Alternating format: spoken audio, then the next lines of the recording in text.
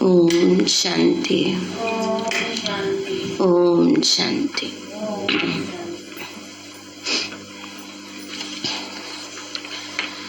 आज प्यारे बाबा के 15 तारीख के महावाक्य हैं। बाबा बोले, मीठे बच्चे, ये दादा है वंडरफुल पोस्ट ऑफिस। मीठे बच्चे, ये दादा है वंडरफुल पोस्ट ऑफिस। इनके द्वारा ही तुम्हें शिव बाबा के डायरेक्शन मिलते हैं। इनके द्वारा ही तुम्हें शिव बाबा के डायरेक्शन मिलते हैं। प्रश्न है, बाबा बच्चों को किस बात में खबरदार करते हैं और क्यों?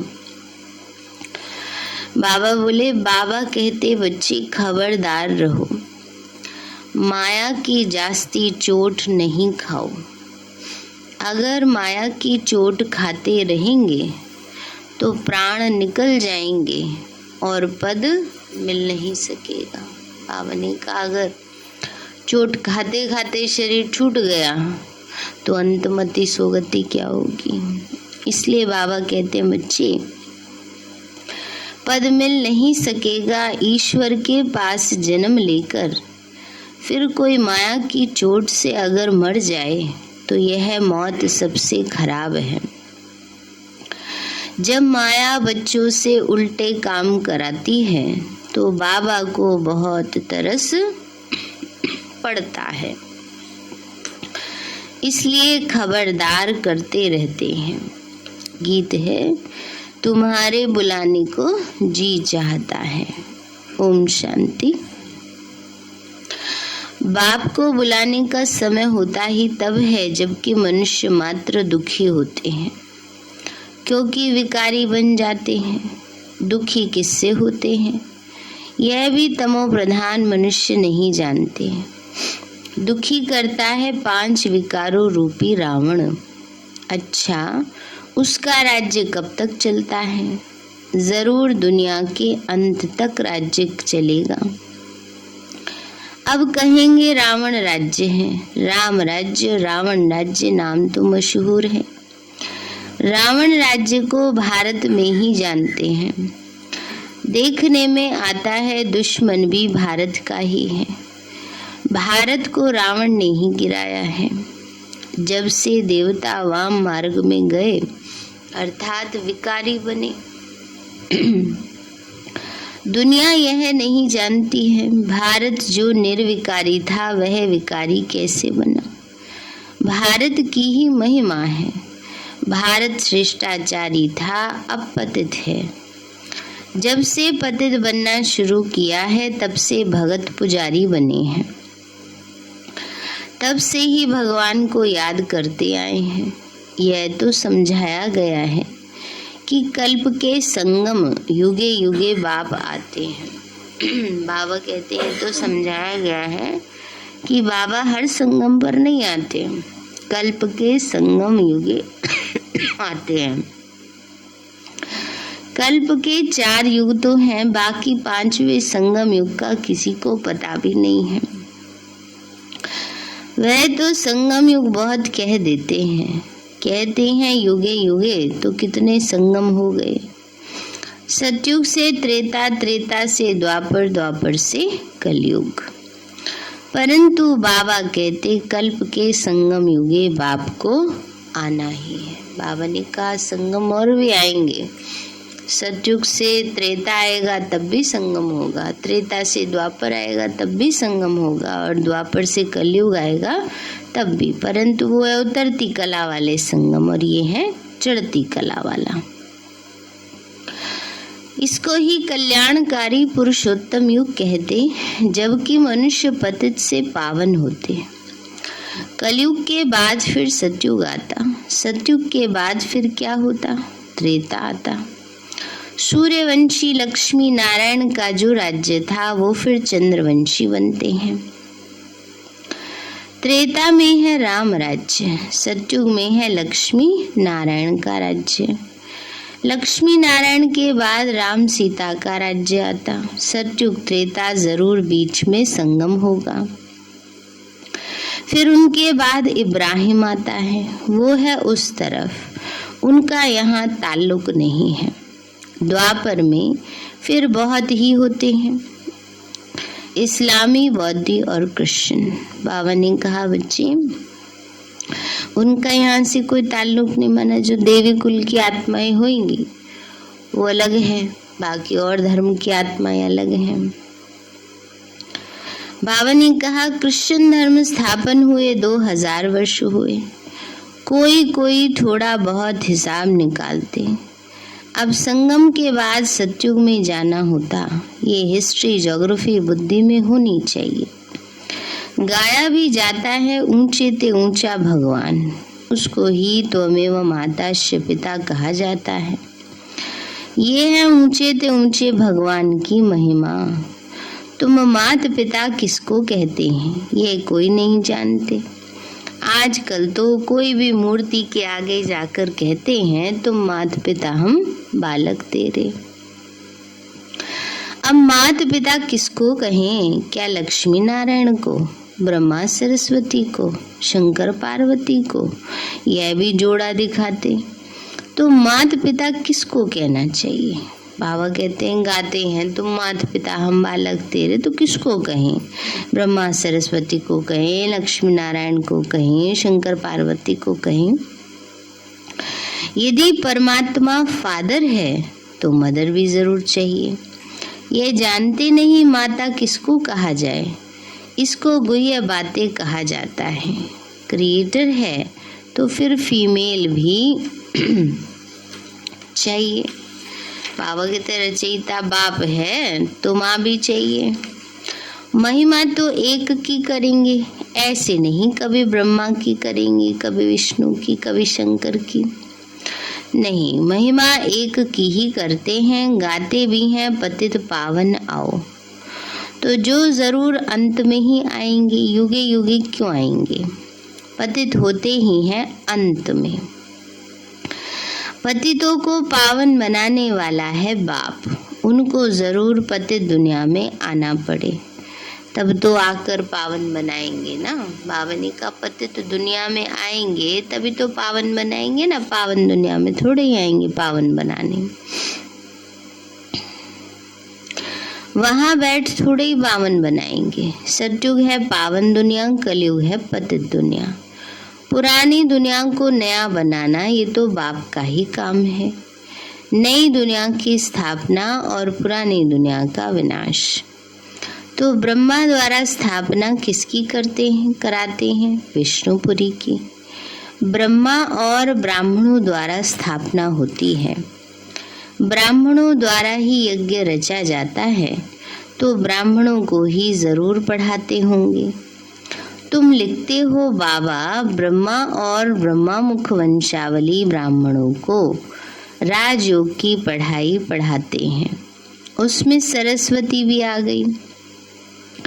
यह ब्राह्मणों का कुल वंडरफुल है ना। बाबा ने कहा हम सब ब्राह्मणों का कुल सबसे ऊंचा है, वंडरफुल है ना, क्योंकि स्वयं भगवान से हम डायरेक्ट पालना लेते हैं। ब्रह्मा मुख वंशावली ब्राह्मण, इतना ऊंचा कुल है हमारा।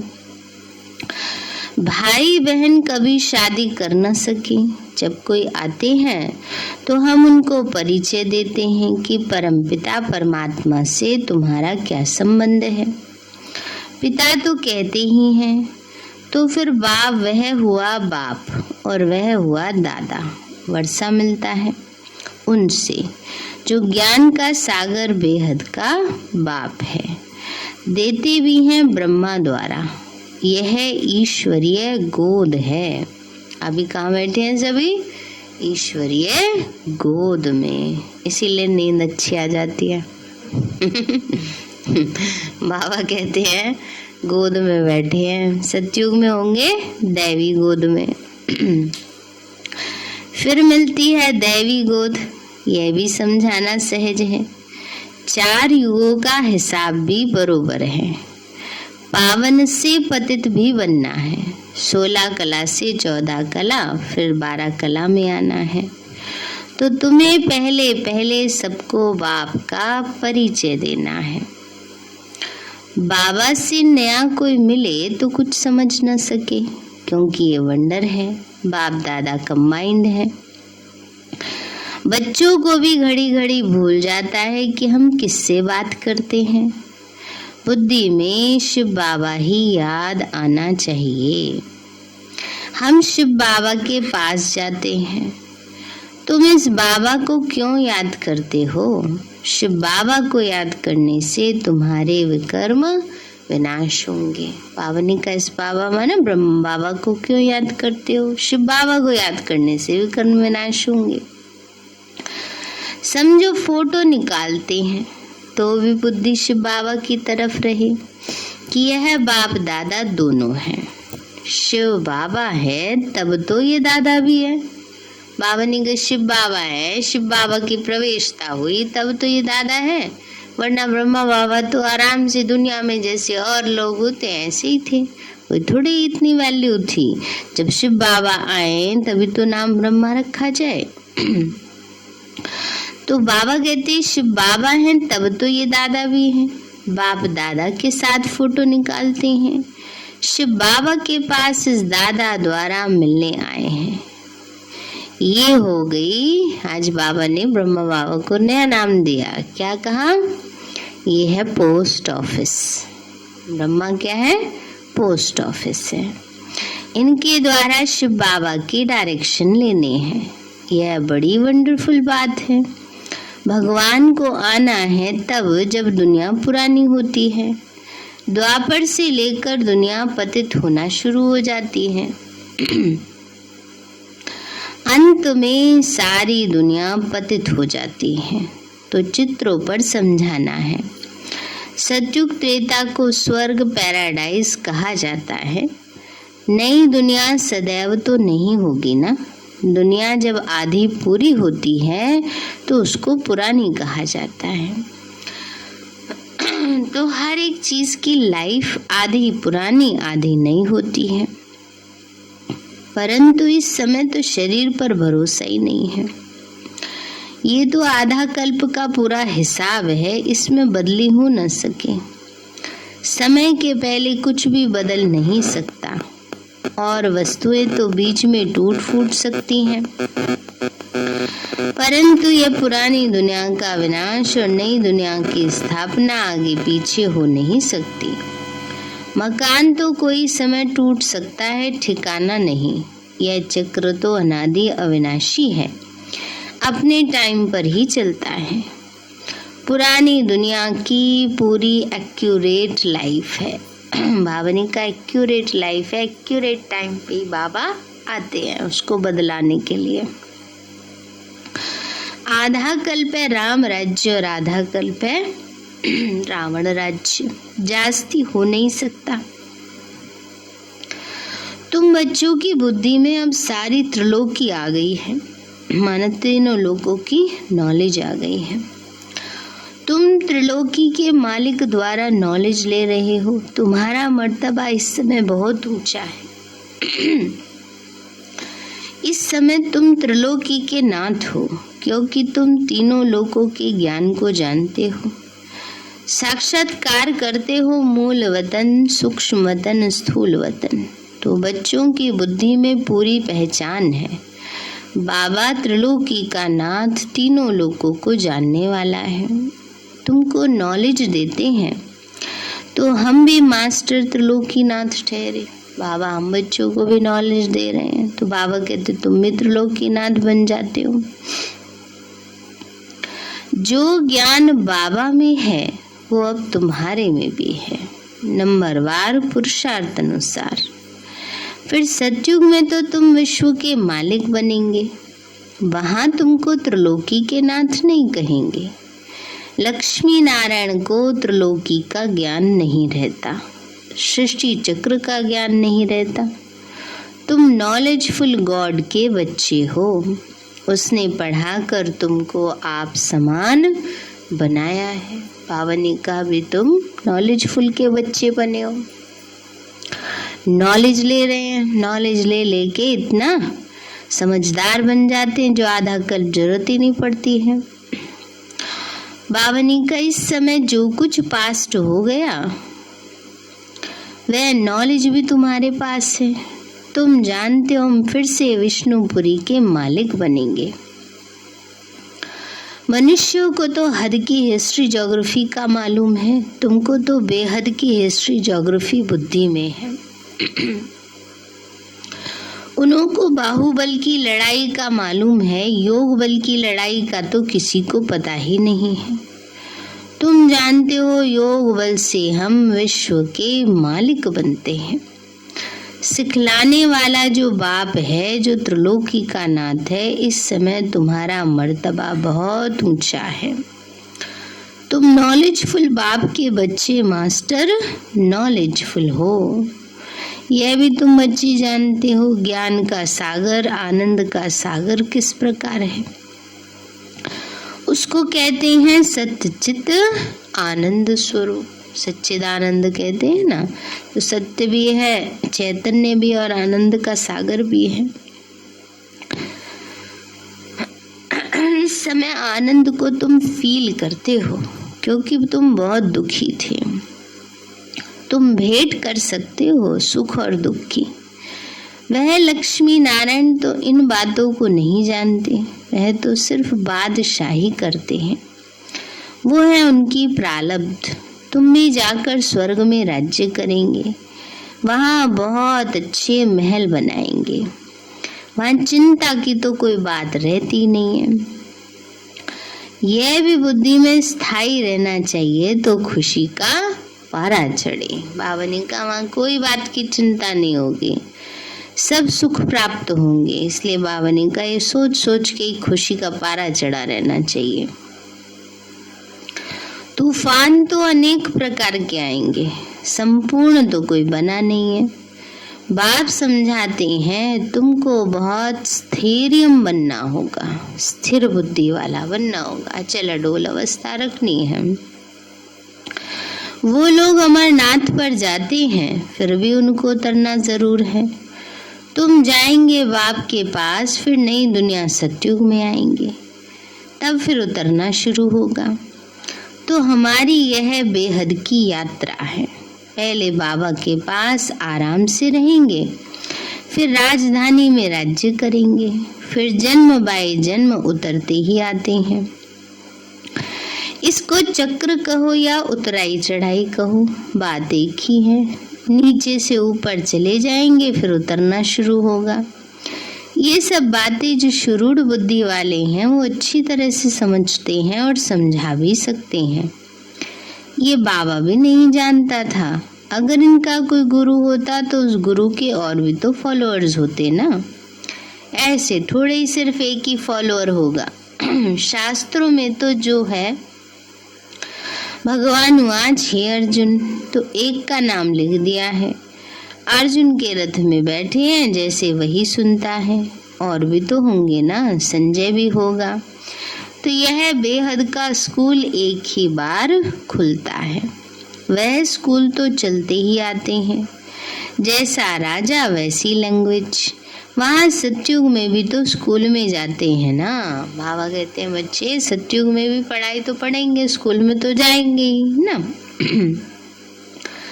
तो बाबा ने कहा सतयुग में भी स्कूल में जाते हैं, भाषा धंधा धोरी आदि सब सीखेंगे, वहाँ भी सब कुछ बनता होगा। सबसे अच्छे से अच्छी चीज जो होनी चाहिए वो स्वर्ग में होगी। फिर वह सब कुछ पुराना हो जाता है, अच्छी से अच्छी वस्तु मिलती है देवताओं को। यहाँ क्या मिलेगा? महसूस करते हो कि नई दुनिया में सब कुछ नया मिलेगा। ये सब बातें समझकर फिर मनुष्यों को समझानी है। अभी हम संगम पर हैं, हमारे लिए अब दुनिया बदल रही है।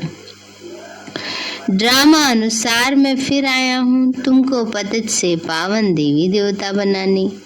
यह चक्र फिरता रहता है। प्रजापिता ब्रह्मा द्वारा जरूर ब्राह्मण ही रचे होंगे, ब्राह्मणों द्वारा यज्ञ रचा है तो ब्राह्मण सो देवता बनेंगे। इसलिए विराट रूप का चित्र भी जरूरी है। जिससे सिद्ध होता है ब्रह्मा मुख वंशावली, ब्राह्मण ही सो देवता बनेंगे, है ना। बाबा ने का विराट रूप का चित्र भी होना चाहिए जिसमें वर्ण दिखाए हैं। इस समय हम सबसे श्रेष्ठ वर्ण के हैं, देवी देवता वर्ण के। देवता सो क्षत्रिय, वैश्य शूद्र बनेंगे। यह संगम युग नामी ग्रामी है। आत्मा परमात्मा अलग रहे बहुकाल, और सुंदर मेला कर दिया जब सदगुरु मिला दलाल। तो चढ़ती कला फिर उतरती कला, यह भी समझाना है। पहले ईश्वरीय औलाद, फिर देवताई औलाद, फिर थोड़ा थोड़ा कम होता जाता है। तुम पूछ सकते हो कि दुख हरता सुख करता किसको कहते हो, तो जरूर कहेंगे परमपिता परमात्मा को। जब दुनिया का दुख मिट जाएगा तो विष्णुपुरी बन जाएगी। ब्राह्मणों के दुख मिट जाते हैं, सुख मिल जाते हैं। ये है सेकंड की बात। लौकिक बाप की गोद से निकल पारलौकिक बाप की गोद में आ गए, ये है खुशी की बात। ये सबसे बड़ा इम्तिहान है। बाबा ने कहा बच्चे अभी जो पढ़ाई पढ़ रहे हैं सबसे ऊंची है, तो इम्तिहान भी तो सबसे बड़ा होगा ना। राजाओं का राजा बनते हैं। राजयोग परमपिता परमात्मा के सिवाय कोई सिखला न सके। ये चित्र बहुत अच्छे हैं। ऐसे कौन कहेंगे कि मेरे परमपिता परमात्मा से कोई नाता नहीं है। ऐसे नास्तिक से तो बात भी नहीं करनी चाहिए। बाबा कहते हैं कि अगर कोई ऐसे कहे कि हम भगवान को नहीं मानते हैं ना, उनसे हमारा कोई संबंध नहीं, तो बाबा कहते हैं ऐसे नास्तिक से तो बात भी नहीं करनी चाहिए। माया चलते चलते बच्चों से भी कभी कभी उल्टा काम करा देती है ना। किसी भी रूप में आ जाती है माया। माया का कोई एक परमानेंट रूप थोड़ी है। बाबा को तो तरस पड़ता है, फिर समझाते हैं बच्चे खबरदार रहो, जास्ती चोट नहीं खाओ, नहीं तो पद भी नहीं पाएंगे। माया तो बहुत जोर से थप्पड़ लगाती है, जो प्राण ही निकल जाते हैं। बाबा कहते हैं ऐसा जोर से माया थप्पड़ लगाती है जो प्राण ही निकल जाते हैं। प्राण निकल जाना माना बाबा को ही भूल जाते हैं, ब्राह्मण जन्म से ही मर जाते हैं। बाबा कहते हैं मर गया फिर जन्मदिन मनाए नहीं सकेंगे, कहेंगे बच्चा मर गया। ईश्वर के पास जन्म ले फिर मर जाए, ये मौत सबसे खराब है। कोई बात राइट नहीं लगती तो छोड़ दो। कोई बात समझ में नहीं आती है तो बाबा कहते कोई बात नहीं छोड़ दो। जरूरी थोड़ी सारी बातें सबकी समझ में आ जाएंगी, है ना। तो बाप को क्यों छोड़ते हो, बात को छोड़ो ना, बाप को क्यों छोड़ो। तो बाबा कहते हैं कोई बात राइट नहीं लगती तो छोड़ दो, संशय पड़ता है तो नहीं देखो। बाबा कहते हैं मन मनाओ, मुझे याद करो और सुदर्शन चक्र फिराओ। अच्छा मीठे मीठे सिक्के लदे बच्चों प्रति माता पिता बाप दादा का याद प्यार। Good morning. रूहानी बाप की रूहानी बच्चों को नमस्ते। रूहानी हम बच्चों की रूहानी माता पिता बाप दादा को नमस्ते नमस्ते नमस्ते बाबा नमस्ते। धारणा के लिए मुख्य सार है बाप समान मास्टर नॉलेजफुल बनना है। ज्ञान का सिमरन कर अपार खुशी में रहना है। आनंद का अनुभव करना है। बाबा की याद से आनंद का अनुभव करना है। दूसरा है अनेक प्रकार के तूफानों में रहते स्वयं को स्थैर्यम बनाना है। बाबा ने कहा माया के तूफान तो आएंगे, पर तूफान में रहते हुए भी, हलचल में होते हुए भी अपने आप को अचल अडोल बनाना, स्थैर्यम बना स्थिर बनाना है। माया की चोट से बचने के लिए बहुत बहुत खबरदार रहना है। माया की चोट से बचने के लिए बहुत बहुत खबरदार रहना है। वरदान दिया बाबा ने।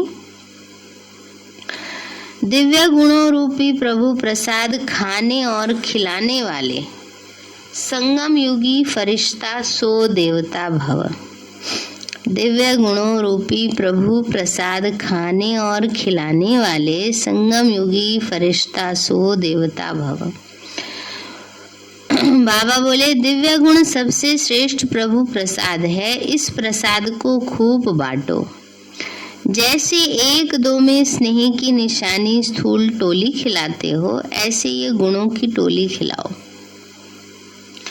जिस आत्मा को जिस शक्ति की आवश्यकता है, उसे अपनी मनसा अर्थात शुद्ध वृत्ति वाइब्रेशन द्वारा शक्तियों का दान दो और कर्म द्वारा गुण मूर्त बन गुण धारण करने में सहयोग दो। तो इसी विधि से संगम युग का जो लक्ष्य है फरिश्ता सो देवता, यह सहज ही सर्व में प्रत्यक्ष दिखाई देगा।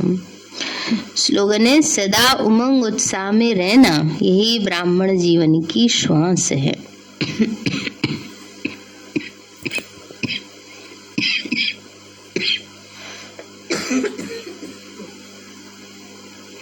सदा उमंग उत्साह में रहना, यही ब्राह्मण जीवन की श्वास है। लवलीन स्थिति का अनुभव करो। परमात्मा प्यार के अनुभव में सहज योगी बन उड़ते रहो। परमात्मा प्यार उड़ाने का साधन है। उड़ने वाले कभी धरनी के आकर्षण में आ नहीं सकते। माया का कितना भी आकर्षित रूप हो, लेकिन वह आकर्षण उड़ती कला वालों के पास पहुंच नहीं सकता। सारे मीठे बच्चे, दादा है वंडरफुल पोस्ट ऑफिस। इनके द्वारा ही तुम्हें शिव बाबा के डायरेक्शन मिलते हैं। प्रश्न है, बाबा बच्चों को किस बात में खबरदार करते और क्यों? बाबा कहते, बच्चे खबरदार रहो, माया की जास्ती चोट नहीं खाओ। अगर माया की चोट खाते रहेंगे तो प्राण निकल जाएंगे, है ना। माया तो अलग अलग तरीके से आती है। कभी स्वभाव संस्कार के रूप में आ जाएगी, कभी बुद्धि की उसके रूप में आ जाएगी ना। पांचों विकारों में से तो आती है, लेकिन और भी बड़े सूक्ष्म रूप होते हैं माया के, जिनको परखने के लिए बुद्धि स्पष्ट चाहिए। ईश्वर के पास जन्म लेकर फिर कोई माया की चोट से अगर मर जाए तो यह मौत सबसे खराब है। जब माया बच्चों से उल्टे काम कराती है तो बाबा को बहुत तरस पड़ता है, इसलिए खबरदार करते रहते हैं। गीत है, तुम्हारे बुलाने को जी चाहता है। अच्छा, ओम शांति।